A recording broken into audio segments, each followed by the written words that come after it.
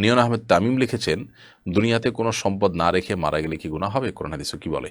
দুনিয়াতে কোনো সম্পদ না রেখে মারা গেলে গুনাহ হতে যাবে কেন? বরং কেউ যদি তার সমস্ত সম্পদ ব্যয় করে যান, খরচ করে যান, দান করে যান আল্লাহর রাহে, তাহলে সেটা জায়েজ আছে। তবে হ্যাঁ, এটা ঠিক যে সন্তান সন্ততিরা যাতে অন্য কারো কাছে হাত পাততে না হয়, সেই ব্যবস্থা করে যাওয়া উত্তম এবং সুন্নাহ।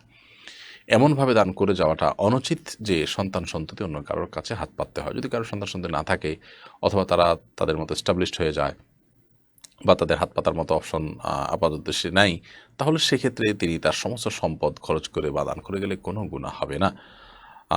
যদি সন্তান সন্ততি ছোট থাকে, অথবা তারা এখন উপার্জনক্ষম হয় নাই, এই অবস্থা আপনি সব দান সাদকা করে গেলে তারা বিপদে পড়বে মনে হয়, তাহলে সেটা অবশ্যই অনুচিত। কারণ নবী সাল্লাল্লাহু আলাইহি ওয়াসাল্লাম থেকে বলেছেন যে তুমি তোমার সন্তানদেরকে রিক্ত হস্ত রেখে যাওয়ার চাইতে তাদের জন্য কিছু রেখে যাওয়াটা অধিকতর উত্তম। জায়ার আহমদ